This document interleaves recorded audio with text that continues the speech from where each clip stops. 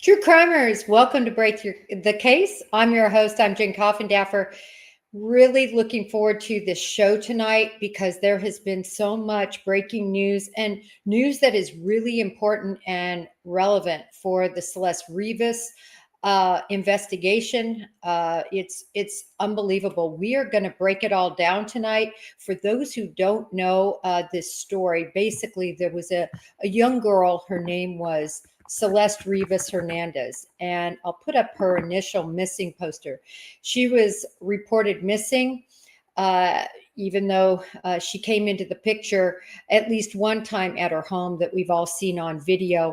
But essentially, she was missing, but really not missing. She was with David, who's a famous, if you will, or somewhat famous artist, music artist that actually doesn't have a bad voice, and he has millions and millions and millions of downloads, especially now.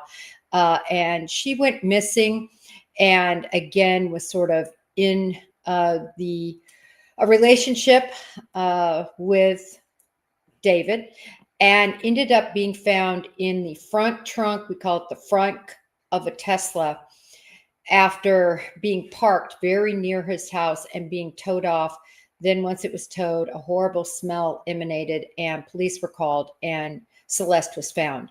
Initially, the whole case kind of blew up from a media standpoint initially because the media was just trying to figure out who she was. So there were actually a lot of clues very early on regarding her being dismembered, weighing only 70 pounds, and so on and so forth. But we've gotten a lot more very specific information very recently. Who I have here tonight to break it down, and I just love doing shows with these guys. They're great. Drunk Turkey, I just like to say that name. It just sounds cool. Drunk Turkey, who is Daniel. He is with us tonight, former law enforcement. Thank you, Daniel, for gracing us with your presence. And then, of course, we can't do a show about this without Philip Dubé, who was a former prosecutor in Los Angeles and a former federal public defender. Who better to know the local laws? And this would not be a federal case. This would be a local case. Who better to help us break down from the legal standpoint? Hi, guys. Evening, folks. Good evening. How's it going? Well, I am so glad y'all are here. Actually, I'm going to make sure we put chat up because I already see some interesting chat going up. But really happy to have y'all here because of this breaking news. Specifically, we're going to talk about all the new news. First of all, according to the most recent news, and this is from multiple sources through multiple outlets, TMZ broke it, ABC, CBS, a lot of stations have broken this news, but not only that he is a subject, which in my view was the biggest news, and that's fairly recent since the three of us were on talking, but we have very specific details about Celeste being decapitated, so head off, torso intact, legs and arms removed, and then those sliced up. So not just, one removal of those, multiple pieces, that she was frozen, and that in fact, when she was found, she was partially frozen. That's one we're really going to need to bite off. Again, she was left on 7/29 on the street. We have that information too. So July 29th, not found until September 8th. So that's a long time for her to remain frozen in Los Angeles, closed up in a plastic bag in a trunk. But again, there could be other conveyances for her. And a couple more items of new news. They have tracked apparently David going to San Bernardino, to a remote area late at night, in the middle of the night, that they find interesting. And that was in the spring, nothing more detailed than that. And that there is also another suspect. Not just David, as of course from the beginning. I said nobody's going to dismember somebody and do all this on their own. Way too much. Plus, he's kind of an isolationist sort. But let me start with you, Philip. Just say, first of all, there seems to be a lot of concern that the medical examiner is never going to be able to determine the manner or the cause of death. If that happens and we're left with these facts, say they're able to pinpoint that 2 individuals dismembered and put her in the trunk, but they can't prove that she, was alive when they did that. So in other words, this wasn't a homicide per se. What kind of charges can they be looking at? Well, first of all, desecration of human remains.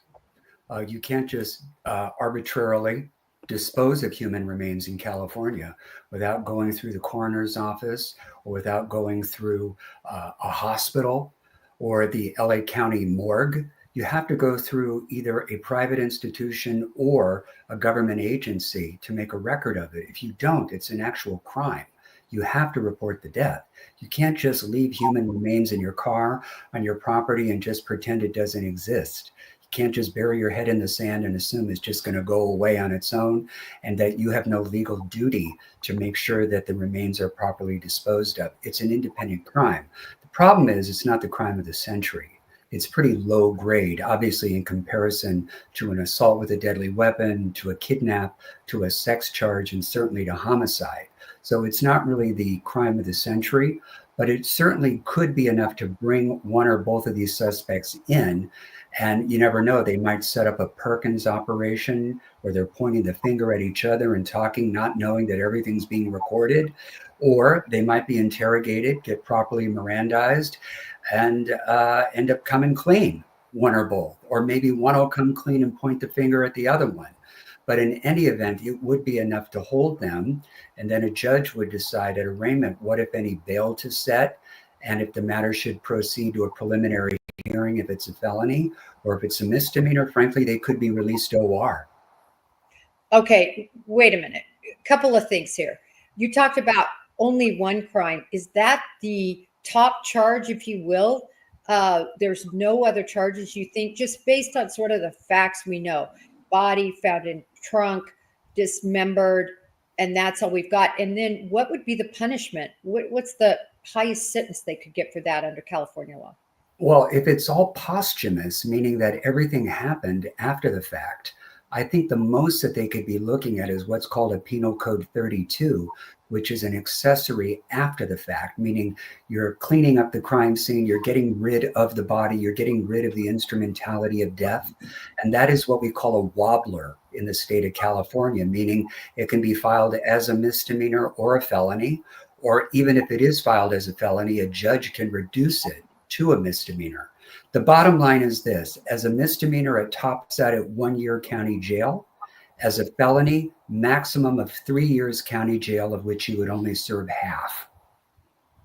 It's just sickening, but I wanted to know where we were at least legally, with the current kind of facts we know.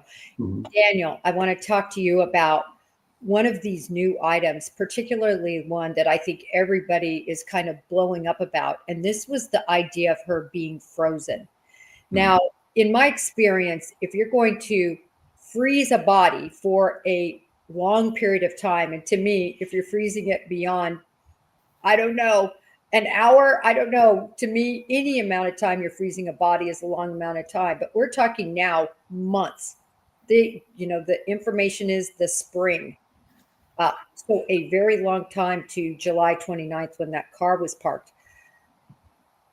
What really stands out to me is the fact that they said, at least in this reporting, that she was still partially frozen. Mm-hmm. What's going through your mind when you're hearing all of this?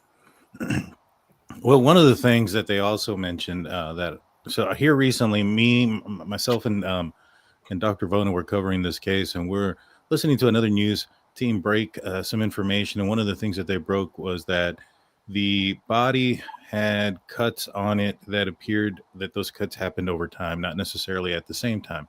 And that's kind of when I got the idea that she was probably in a freezer for a very long time.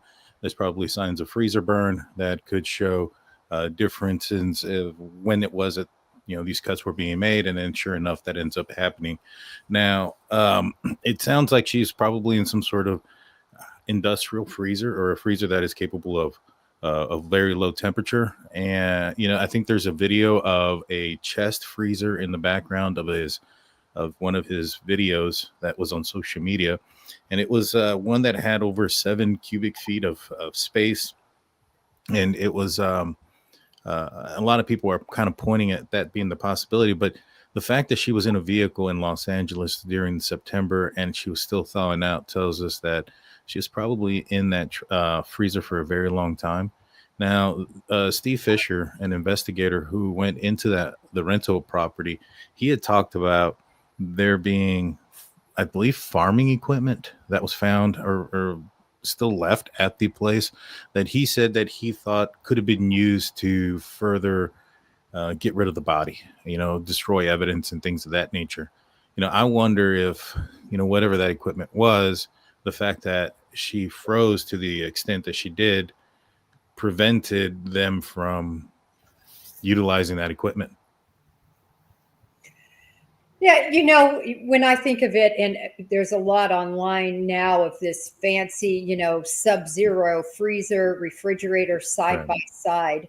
And I don't know. That is not where my mind went. My mind went to the other information we've seen of your normal big freezer, like has been used in other crimes too, often.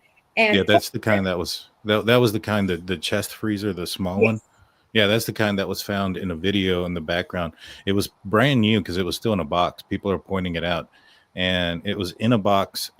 September 2024 was when it was seen in the background of, I believe it was the house that he was staying in, not the place that he was renting. Yeah, I find the whole thing very interesting because, first of all, those freezers, I think she could fit in without decapitating, without doing what they did to her. Mm-hmm. She was small. She was 5'2", about my size, almost exactly. And you can fit somebody in a freezer, in a chest freezer. You can't fit them in that teeny little, Tesla trunk. But nevertheless, I just want to talk a little bit about why somebody would freeze somebody. And I see only 3 reasons. One is to slow down decomposition. The other, obviously, to conceal without the smell and odor. And then the other one, and I've looked up case after case after case today of individuals who killed individuals for the purpose of cannibalism and necrophilia. My mind went here when I was discussing this with a, seasoned homicide detective friend of mine. We were just going back and forth, and that was the first thing that popped to his mind. What, Philip, what do you think about that possibility, and have you ever seen it in any cases, even if it wasn't your case in your career? Oh yeah, there's a big one pending right now here in LA. It's in the city of Compton. An entire family, including grandma, allegedly murdered, I believe it was a grandson that they found stuffed in a compact freezer, I think in the garage of the home. So each of these co-defendants has counsel, and I believe it's filed as a capital case right now. So it's not as uncommon as you might think. I've had freezer cadaver cases in my career, not a lot of them, but we do see them. And I believe, just based on my interaction with the clients over the years, that the main impetus behind freezing it is that it doesn't dawn on anybody to look in a freezer for human remains. So they think that they have found a place to conceal and secrete the remains without getting caught. It seems that it would be a lot easier than being seen or caught carrying out a Foot Locker or a large hefty bag, or having 2 or more people lifting something that appears to be bulky and heavy out of a property. You draw too much attention to yourself.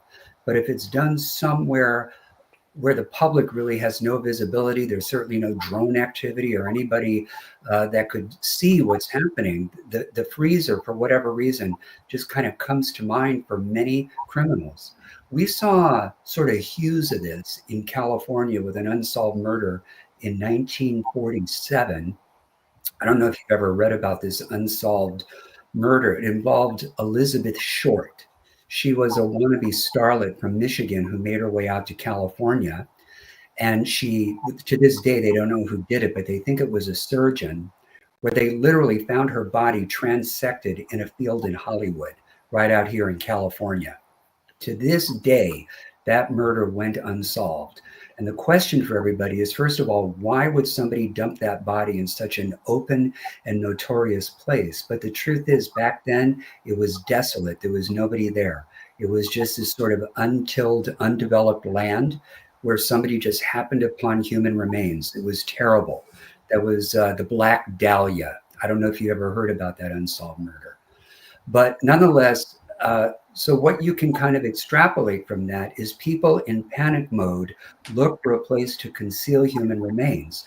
And they think that nobody would ever get caught if the remains are stuffed in a freezer. So I find that interesting because my mind went to a lot of different reasons when I think, and I've always said this, whenever it's dismemberment, it's typically to hide the crime, try to, have the person be more difficult for identification, take a longer amount of time, things like that to hide the crime.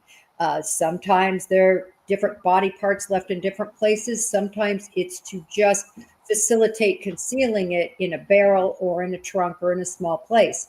But when you add to it the freezing standpoint, Daniel, do you agree with me how that just adds such a more sinister component?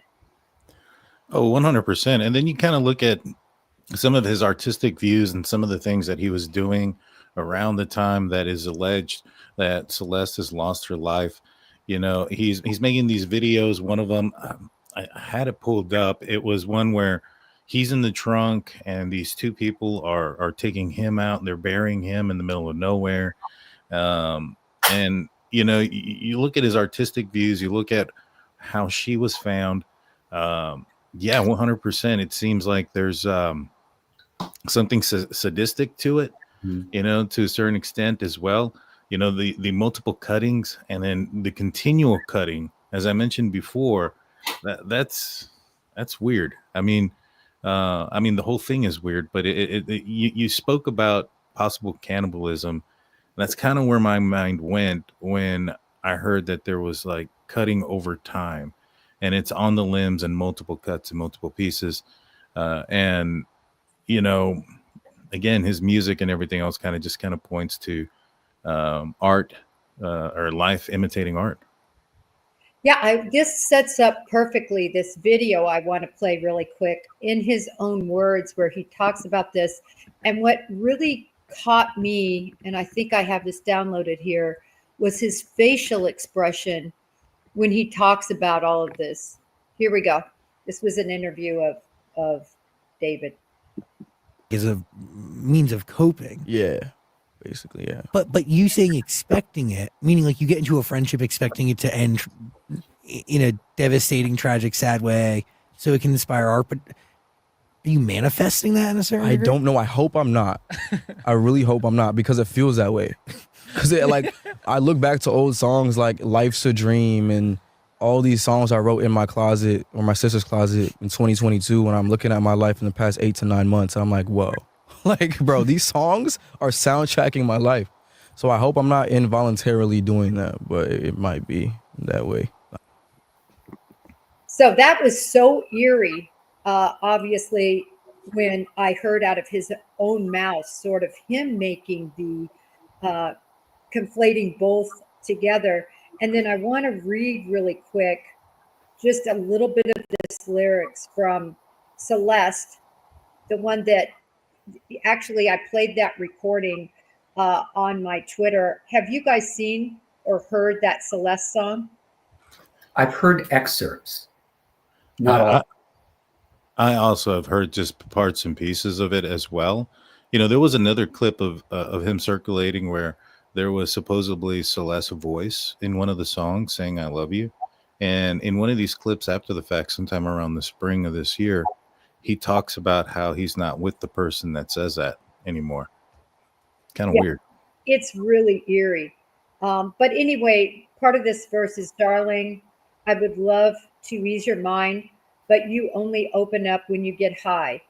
If I had money, I would buy us time just to get us by, just to stay high. Oh, Celeste, the girl with my name tattooed on her chest. Smell her on my clothes like cigarettes. I hear the voice each time I take a breath. I'm obsessed. Oh, Celeste, afraid you'll only love me when I'm dressed. But you look so damn gorgeous in that dress. Missing you so much makes me depressed, but I digress because I love you so much, baby. And I do want to preface this, that this was written before this crime happened. But this was the part that I thought was really strange. So what's it like to not need weed to get me high? I love it when you hold me and when you cry, just because, be my Valentine. I want to make Cupid suicidal. These are the kinds of thoughts that cross my mind. And I thought that was weird. Is Cupid suicidal, meaning her, making her suicidal? And I, ever since I read that, and it's been quite a while, I thought, did he try to talk her into anything? Philip or Daniel, did you ever see that? And did that text strike you as minimally eerie and macabre, and at worst a play out of what he wanted? So I've actually talked a little bit about this song with Dr. Vona, and one of the things that I've noticed when it comes to David's art, and we spoke about this, was that he kind of plays both parties in his music and in his videos. And I had wondered if the song was a back and forth. You know, it was him and then her, then him, then her. Like when he says, "I like it when you hold me when you cry," or something of that nature, kind of sounded more like coming from her perspective. But and if that's the case, you know, it basically, when we were breaking it down, it almost seemed like, yes, he was possibly manipulating her, but also abusive towards her as well. Obviously, I mean, with what happened, it seems like that's the case as well. Well, when I sing that song, it was beautiful. But go ahead, Philip. I mean, beautiful in a macabre way. Go ahead, Philip. I'm sorry to interrupt. No, that's fine. I have a different interpretation. I mean, when you look at it just textually, just on its face, what does it mean when you hope that Cupid commits suicide? Really, what it sounds like to me is a sort of a symbolic way of implying that you don't want to be love struck.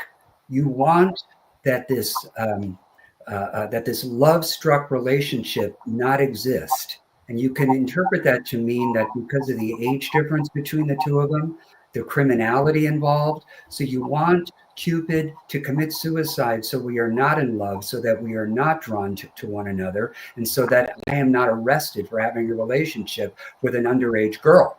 That's how I read it. But do I really read it to mean that Cupid is the archer who I want to shoot the bow and arrow to kill Celeste? No, I think that is a bridge too far, for me anyway.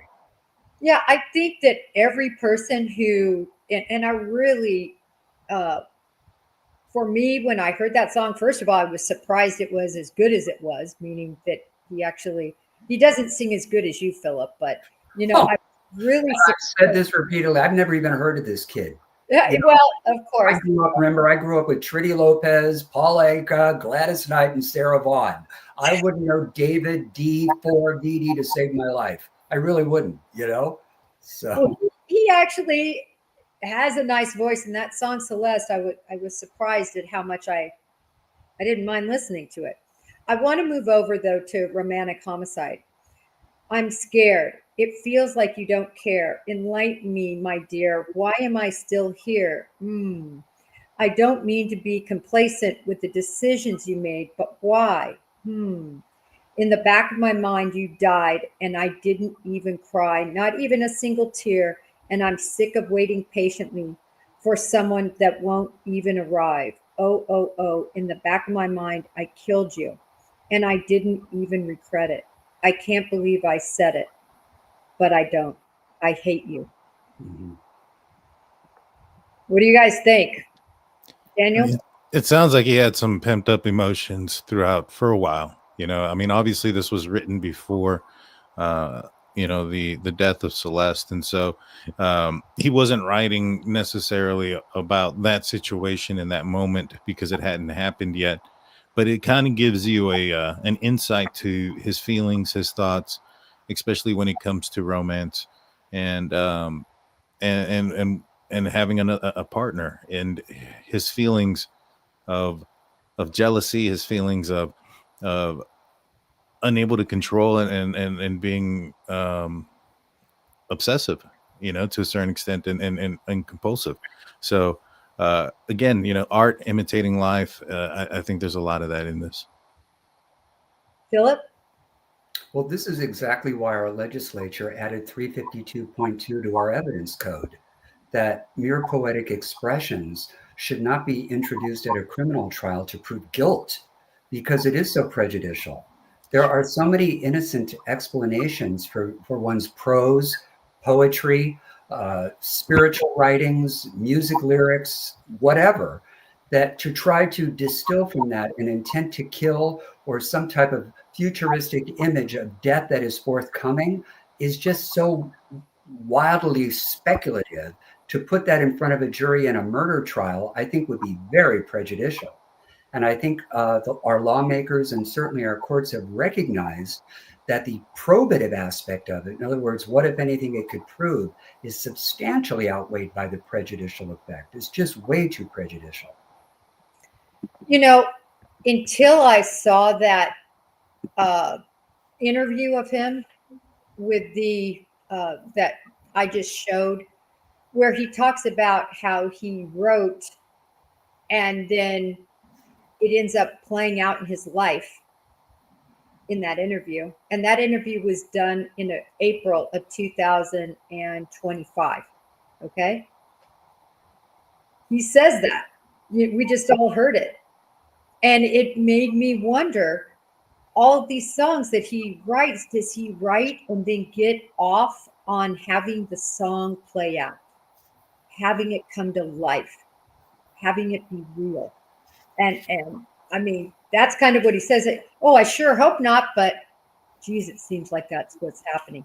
Do you think, Philip, that video, and there's several other videos of him really talking about his artistic expression being really an expression of his life, do you think those could be brought in?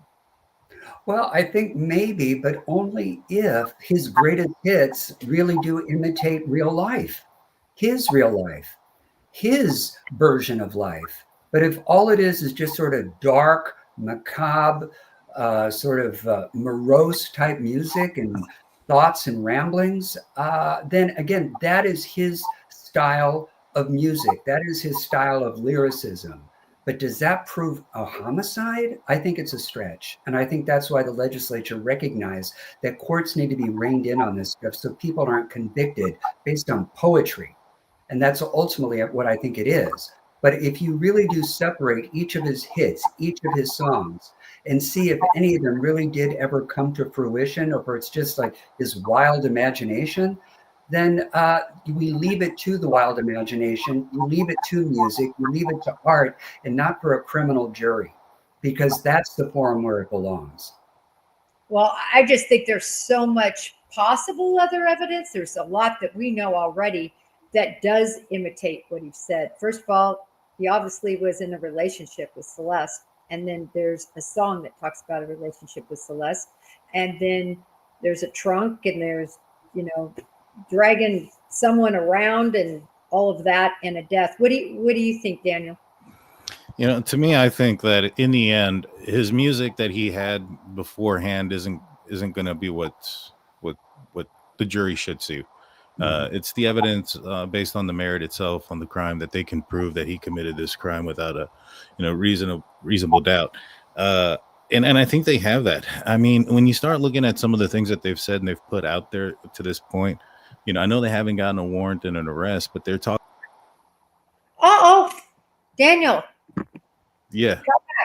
You said they haven't gotten a warrant. So sorry. Sorry. So I know they haven't gotten any warrants or things of that nature, but what we do know is that they said that they were talking to a suspect, or that there's a suspect, the second one, and that they think that this suspect was involved before, during, and after, possibly the person that moved the Tesla. Now, some of those things that you're going to be able to figure out, through, self-service. I think you mentioned social media tracking and things like that. The Tesla itself, you might be able to kind of get an idea of some aspect of a second person, but to have some of the things that have come out about this second person, sounds to me like that second person is talking. Mm-hmm. And, I know that right now this whole situation, the coroner is not going to be able to make a determination on what caused death, but that's not always needed. I mean, I've seen people get arrested and convicted without a body. And so I think what they were waiting on up to this point was to determine if there was something else that could be an explanation, such as a toxicology report, or something of that nature that could say that it wasn't a homicide, that it was something else. Now, I know David's going to have his lawyers and things of that nature, and they're going to try to pick those things apart. But to me, I think the merit of the case and the evidence itself should be what either makes him guilty or not necessarily the art that much earlier. Now, I mean, when he starts, talking about certain things, with like, how the one girl in this one song is no longer in his life, how he's crying, on a song called Afterlife in a live showing in Houston in the springtime, that I think you might be able to get used. I'm not sure. What do you guys think? I just think in any case, if as an investigator, I'm going to put all evidence forward to the prosecutor. Obviously, the prosecutor is going to have to make that decision. But I think it's the totality when you add it all together, especially everybody's asking the question, what in the world was the motive for this? Really, what in the world? It wasn't, this went on forever. It wasn't like they were getting ready to be found out or her family was in their business. Her family seemingly wasn't at all involved with her. She was missing other than when she came back home for her birthday in 2024. So what was the real motive here? And I think, like I said, I think it's going to be really dark when it comes out, the motive. Mm-hmm. Well, I think her being underage is a motive enough. He is a motive. Opportunity means, to have committed this crime, and in my opinion, at least. And, he was about to go on tour. And he was living in a place where there's a lot of other people. Maybe perhaps because of how long he was going to be gone, he thought they'd move the body. They had the farming equipment there for whatever reason. Maybe perhaps because of the state of the remains being so frozen, they couldn't utilize that equipment. And so they were leaving, had nothing, afraid somebody was going to find it inside the freezer that maybe could be visiting the home. They panicked and put her in the Tesla thinking they'd come back in a couple of days and move it. And they got towed. Mm-hmm. But remember, it was in there a long time. July 29th until the tow date. Yeah. That's a long time. I also have a question. I'm not convinced of it. Oh, go ahead. I'm not convinced that her body was in the car as long as everybody might think. I don't think it was there as long as the car was parked out front there. I really don't. And the reason why is because her body was partially frozen. If the body had been in there from day one, that body would, first of all, would have had no signs of being frozen unless you could see some type of freezer burns on her remains. But the body wouldn't even be, below Celsius anymore. It would just be a decomposing human cadaver wrapped in plastic in his car. I mean, think of it as a frozen turkey, not to be so blunt and crass about it. If you put a frozen turkey in the trunk of a car and leave it there for 2 months, it's not going to be frozen, not even partially, even if it's wrapped in plastic. It's going to thaw out and it's going to start to putrefy and rot. That's exactly what a human body would do. So I don't think it was there as long as everybody thinks. I think it was sort of a last minute, sort of makeshift holding ground for the remains until they found time to drive off and dispose of her remains. Unfortunately, the car got impounded. And in the city of LA, we have a municipal ordinance here that a car cannot remain parked on a public street for 72 consecutive hours or longer because it's deemed to be the unlawful storage of a vehicle. And if you keep a car there that long and somebody calls it in or a parking attendant comes by, they're not going to just cite it. At some point, they can actually tow it. They can cite it, but if there's repeated violations, they can tow it. And that's probably what happened here. It got picked up, they inventoried the car, and voila, they find this young lady's remains. Well, they actually called police as it sat in after it was towed because of the smell of it. So it wasn't even the inventory, but I agree with you, Philip, that happens a lot. But this is the problem with that timing. On the 29th, he leaves to go on tour. Everybody leaves him, everybody. So he's out of the picture and that car is sitting there. And at least if we're to believe the PI that was hired by the mansion owner, that car sat there with the body in it, that nobody, put a body in later or did anything. I was wondering if dry ice was used. I was wondering if there's Yetis. All we see is that picture, and I have it right here. Hopefully, Daniel, I don't flip you off here, flip you out like I did before I pressed the wrong button. But this is what we see. But was there anything else? I mean, this is the front. What about the trunk? Could there have been a Yeti? Could there have been dry ice? Could there have been some sort of, I still agree with you. If I have my turkey out, I just put it out. That thing is going to be completely thawed by Thursday morning. Exactly. It has to be stored in an environment that remains cold. Sometimes we see this in cryogenics, that's that ambulance to the future, as it were, where you freeze a deceased person with almost like a perfused cryoprotectant in there, and you keep the remains on ice until you find a cure for whatever they died of. And that can remain outside of a deep freeze for a certain period of time, but at some point, those remains really do start to thaw out and they start to decompose, and it's no longer going to serve the purpose for which you wanted the cryogenics to begin with.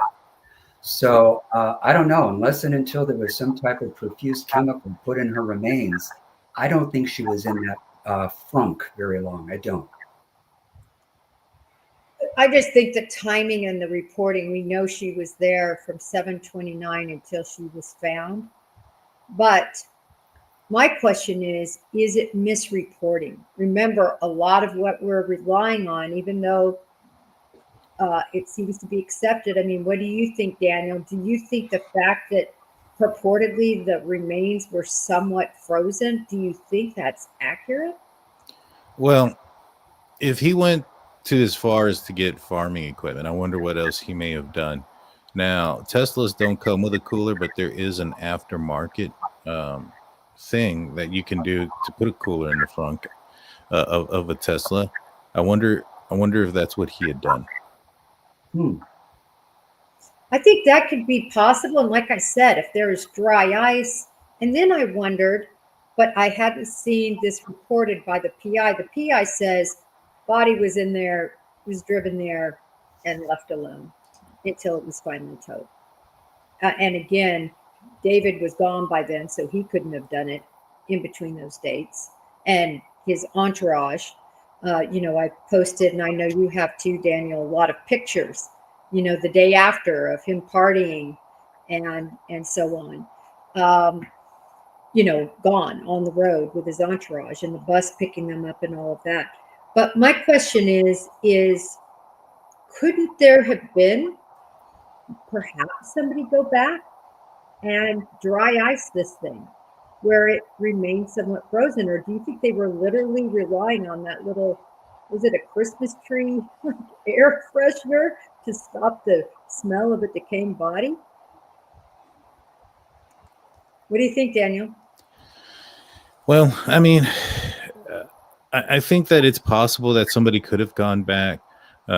If somebody did, those Teslas record constantly unless it died, and it being parked out there that long, if it did have some sort of refrigeration to it, it probably isn't going to last very, very long either. But, it didn't sound like somebody went back.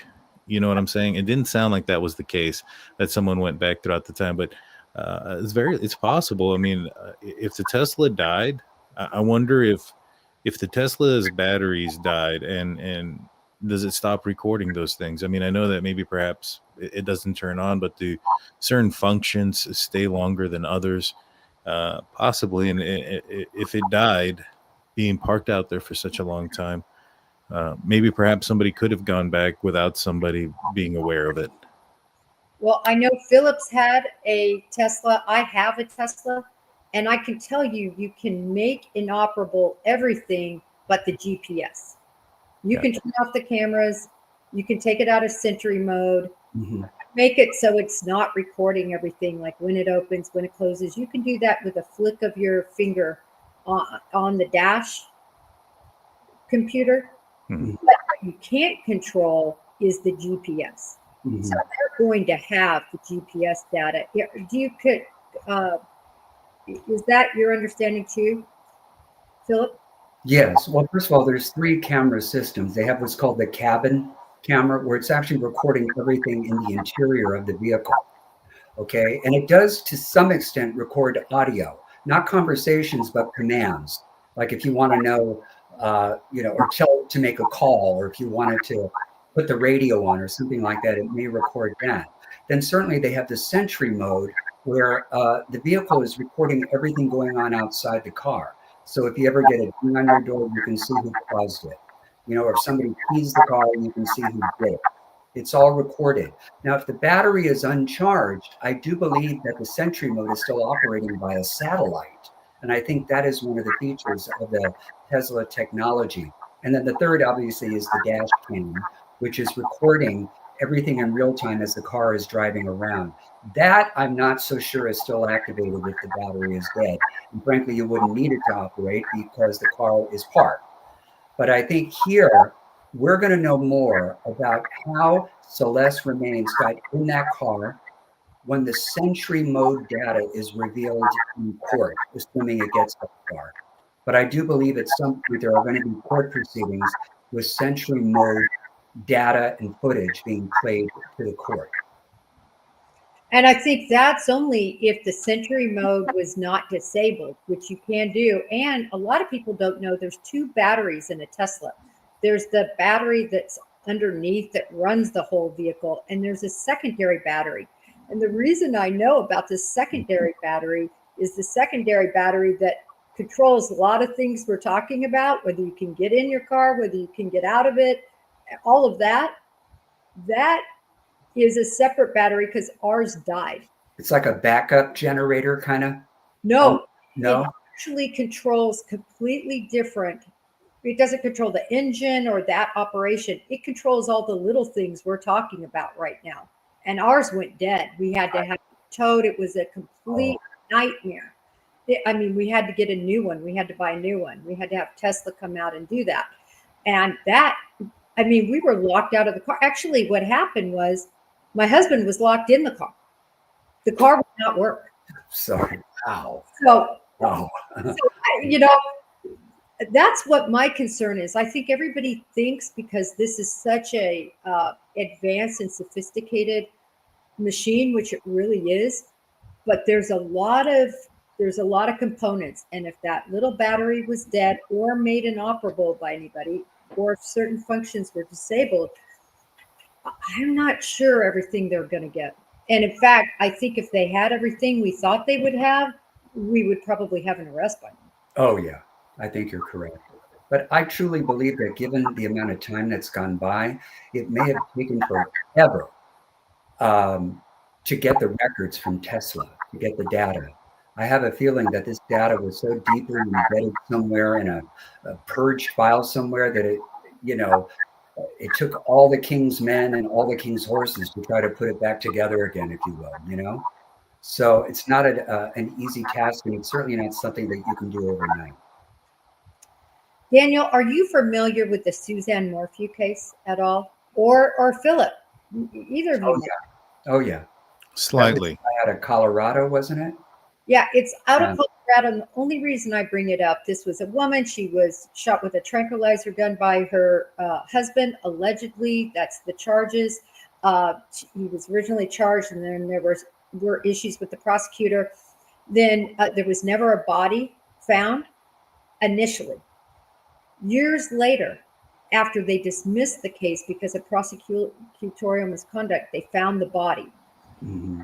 Then guess how long it took for them to charge him again, even though they had oodles of information before that, certainly beyond probable cause. And I would submit reasonable doubt before the body. 21 months. Yeah, it took forever. I mean, yeah. To finish full talks of the bones where they found the tranquilizer called BAM and everything. So, I mean, Philip, I want you to talk about this a little bit. The infancy of where we're at in a complicated investigation where you have 70 pounds left of a body that's also been frozen. Well, this is a textbook example of why murder does not have a statute of limitation. The law enforcement does not have to beat the clock. That's not their job, because they have unfettered amount of time to put a case together and get it to the DA's. And it's for this very reason. It's not something, especially now in the modern age, that you can assemble in a couple of hours or in a couple of days or even in a couple of weeks. We are too dependent on too many third parties to assemble digital data. And unless and until you get all that, you might not have an airtight case. And once you bring that case, you only get one shot. It's not like it's a dress rehearsal or a dry run. So you got to make sure you have all your ducks in a row. Or in theory, whoever did this really could walk, because there was such a rush to build a case and it had too many holes in it. Daniel, let me ask you this. Totally, Philip states very well the law. But how about the concern that you have somebody, or more than one somebody, that's capable of freaking cutting somebody's head off, murdering them, cutting their limbs, cutting them the pieces, out running around right now? Talk about that, Daniel, sort of the balancing of making sure you have an airtight case and having these people out there. Daniel? Did I lose you? I accidentally muted. Yeah, no, it's 100% concerning. I mean, there's a safety concern to the public. You know, I understand that you're going to want to have an air solid case and things like that. I think that there are certain aspects of this investigation that are somewhat, you know, that you can bring charges against. Maybe not necessarily the murder aspect, but, you know, harboring a runaway, enticing a child. You know, some of those type of things that had to deal with the relationship between Celeste and David, to get him at the very least off the streets and an awareness that this is possibly a dangerous person. You know, last thing, you know, is somebody else ends up getting hurt throughout this ordeal. Now, I assume, based on, you know, his wealth and the lawyers that he's got at his disposal and things of that nature, that the prosecution and law enforcement there are going to make sure that their T's are crossed and their I's are dotted, so that, you know, they that's, in my opinion, I think that's probably the holdup. But yeah, 100%. I think the public should be concerned that there's somebody out there that is capable of committing something like that. And let me ask Philip, to piggyback off of what Daniel just said. Is the problem with charging just a harboring or contributing to the delinquency of a minor, or one of these smaller charges? Isn't the problem that really it's just a revolving door? They're just going to come in, plead, get a bond set, because a judge can't really consider this situation necessarily. They've got to consider the charge at hand when deciding bond. Talk to us about that. Do you think that could be part of the reason? Well, a lot of it depends on the charge. remember, in order to convict of a sex offense in California, you need a victim.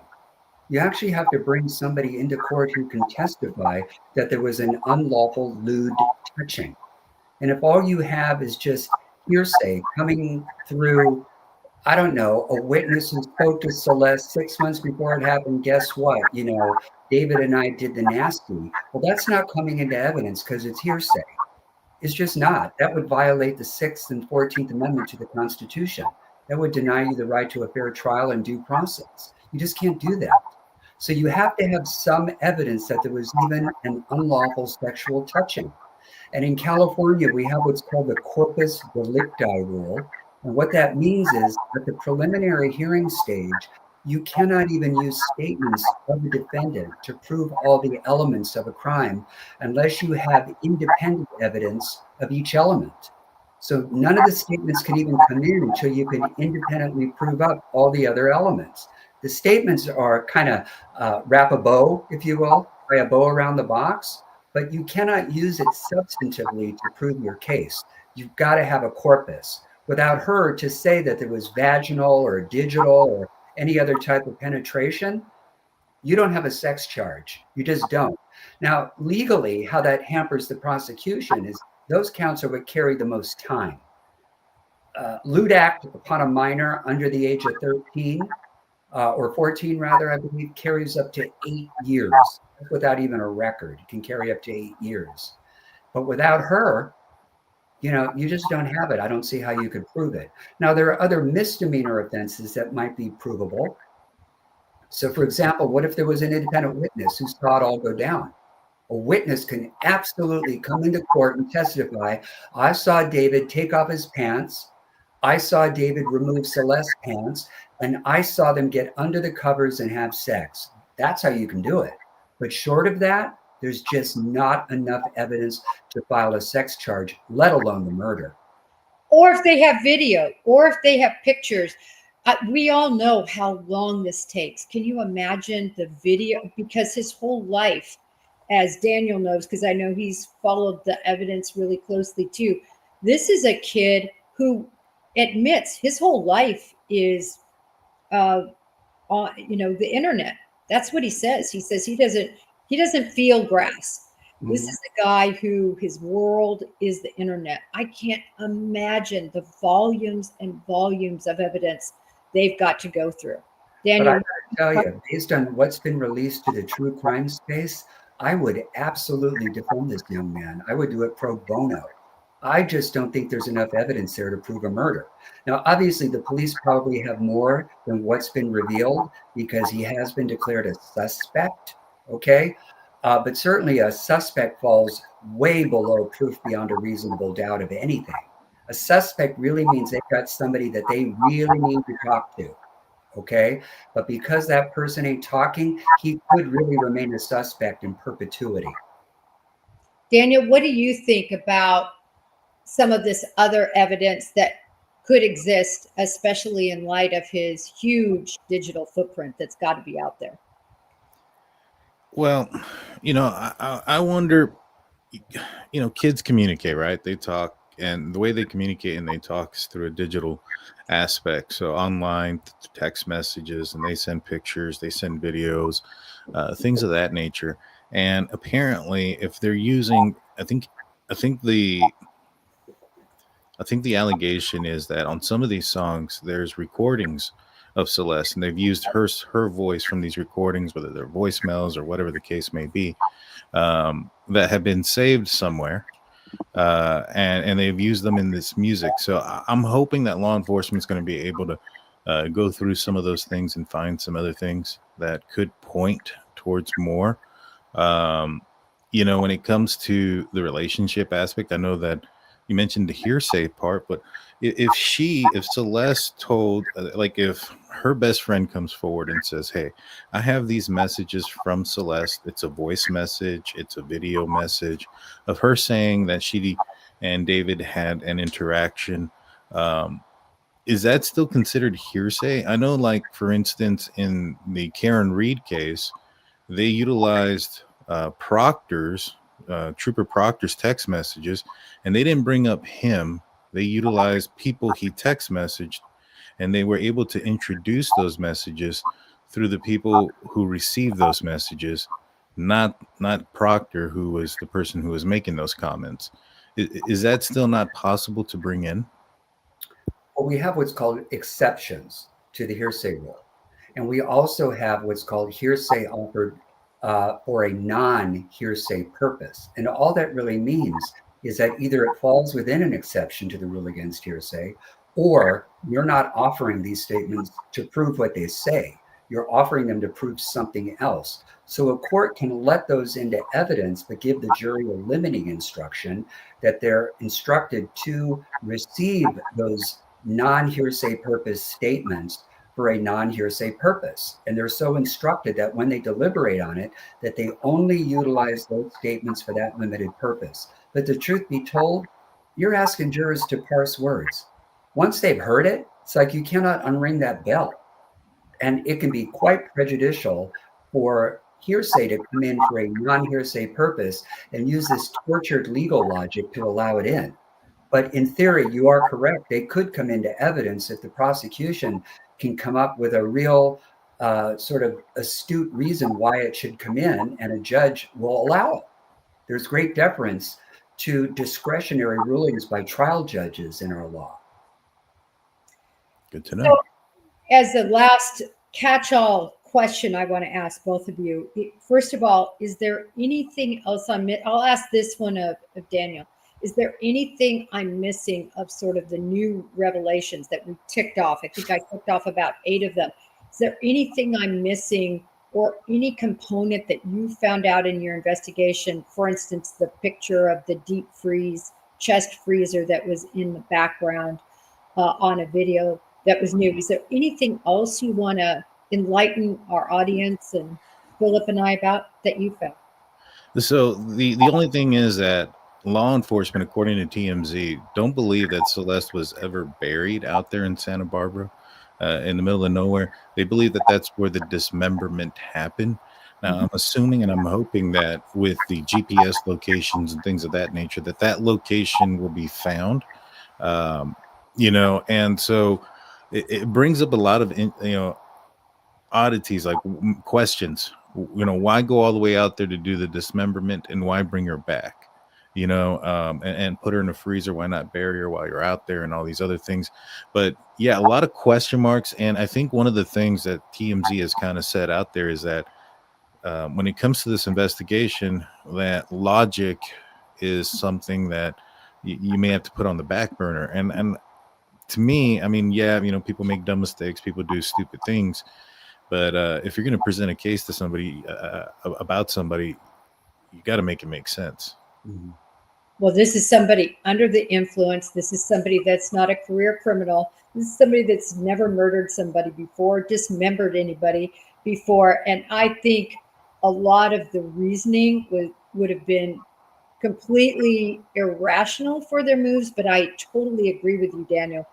In a court of law, they better be able to spell out what they believe happened and have the evidence to back it. Philip, anything we're leaving out in terms of the legal? Just one final thought and a reminder to people. Out here in California, we have what's called the California Public Records Act, the CPRA. And basically what it says is that the inner workings of government are public record, but like everything else, there are exceptions. And one of them is law enforcement investigations that are still ongoing. And you're getting a lot of these Karens demanding insistent people who want white glove concierge treatment when they call the station, the precinct, the coroner's office, demanding answers, people from the media. And it's like, halt, we don't have a legal obligation to give it to you right now. We just don't. They're not going to alert the media with details that if they go public, it could cause the suspect to go on the run, or certainly could cause the suspect not to cooperate in the future. So they're not going to reveal anything right now until it's time to make an arrest, or until a true bill of indictment is handed down by a grand jury. Great. I love having you both on. I don't know if there's any other show with the common sense that you display, Daniel, and the legal knowledge that you display, Philip. So thank you so much for being here tonight. And I hope we continue to do this with big, news on the Celeste case. I'd love to keep doing this case with you two. Yes, ma'am. I'm down. I'm down. All right, you two. Have a great evening. And Happy Sunday. next time. All right. Be well, everybody. Take care. See y'all later.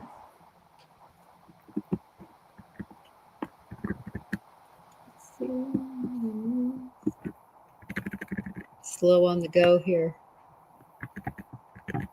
You're still looking good up there, Philip. Bye. Everybody, I can't tell you how much I appreciate y'all being here. I think that they are just such great guests to break this down and come from such different angles. So I really appreciate y'all. I'll be going back and reading the comments. I have a News Nation hit tonight on a completely different case right now. So I'm going to have to sign off. But again, thank you so much. I can't wait to read these comments because there's such great sleuths out there and people really care about justice for Celeste. I think all of us are worried about, are these two people now or more, are they going to skate on this deal? I think law enforcement will get them, but I think it's going to be a while. All right, everybody. Until next time, may justice be served.